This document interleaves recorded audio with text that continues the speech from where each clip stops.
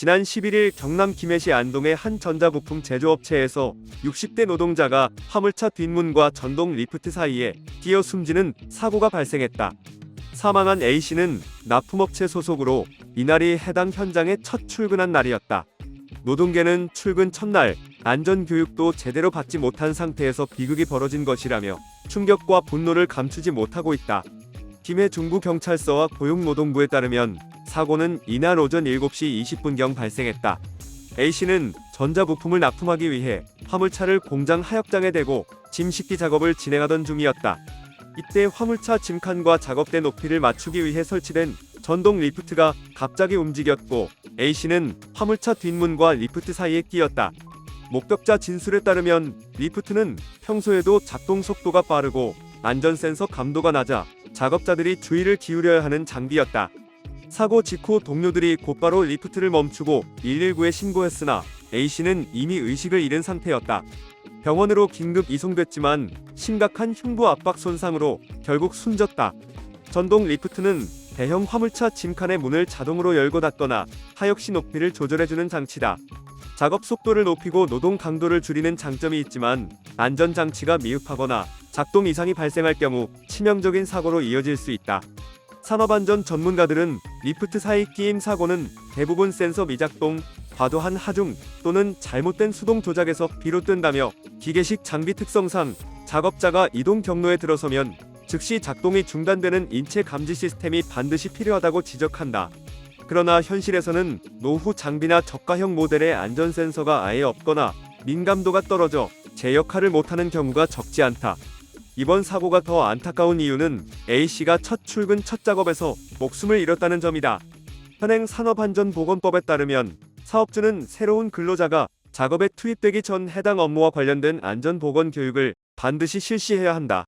교육에는 장비 사용법, 위험 요인, 비상상황 대처 방법 등이 포함되어야 하며 최소 2시간 이상 진행하는 것이 원칙이다. 하지만 일부 현장에서는 교육이 서류상으로만 이루어지거나 짧게 구두 지시로 대체되는 경우가 많다. 노동계는 첫날부터 위험한 장비 근처에서 작업을 시킨 것은 명백한 안전관리 부실이라고 비판한다. 금속노조 경남지부 관계자는 신규 노동자는 현장 구조와 위험 요인을 알기 어렵기 때문에 더 철저히 보호해야 한다며 교육 없이 곧바로 투입하는 관행이 여전히 많다고 지적했다. 고용노동부 산업재해 통계에 따르면 끼임은 추락 넘어짐과 함께 3대 주요 사망 원인에 속한다. 특히 제조업, 물류업, 건설업 등 장비가 많은 산업에서 빈발한다. 지난 2024년 한 해 동안 끼임으로 인한 사망자는 80여 명에 달했다. 올해 들어서도 불과 8개월 만에 수십 건이 보고됐다.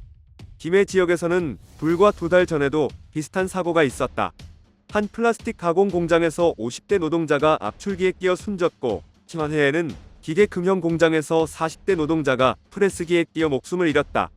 이 때문에 김해가 끼임 사고의 블랙홀이 됐다는 말까지 나온다.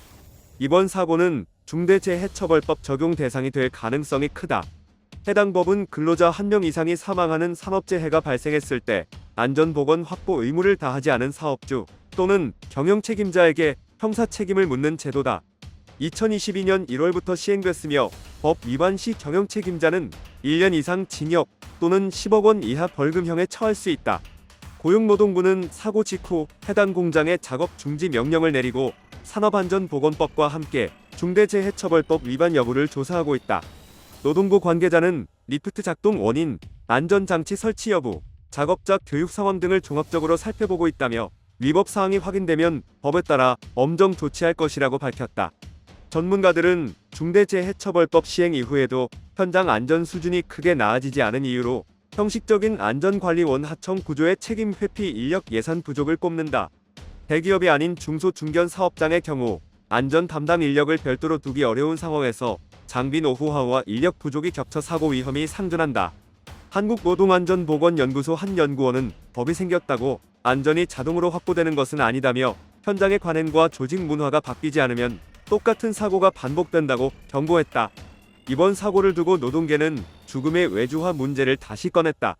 원청이 직접 고용 대신 하청 외주 인력을 통해 위험한 업무를 맡기면서 안전관리 책임이 실질적으로 사라진다는 지적이다. 실제로 A씨도 원청 직원이 아닌 납품업체 소속이었다. 현행법상 하청 노동자도 원청의 안전보건 의무 보호 대상이지만 현장에서는 이 의무가 제대로 지켜지지 않는 경우가 많다.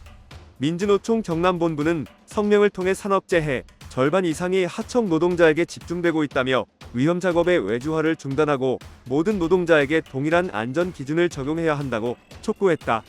전문가와 노동계는 장비 안전 센서 의무화, 신규 노동자 작업 전 의무 적응 기간, 도입 하청 원청 통합 안전관리 체계 구축 등을 대책으로 제시하고 있다. 또한 반복되는 사고 기업에 대해 상습 위반 가중처벌제를 도입하고 안전관리 예산을 사용하지 않으면 과징금을 부과하는 방안도 논의 중이다. 한국산업안전학회 한 교수는 지금처럼 사후 조사와 처벌에만 의존하는 방식은 근본적인 예방책이 될 수 없다며 위험 요인을 사전에 제거하는 선제 안전관리로 정책 기조를 전환해야 한다고 강조했다.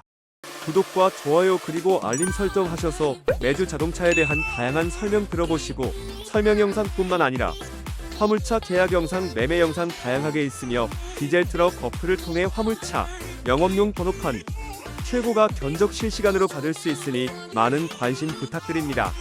감사합니다.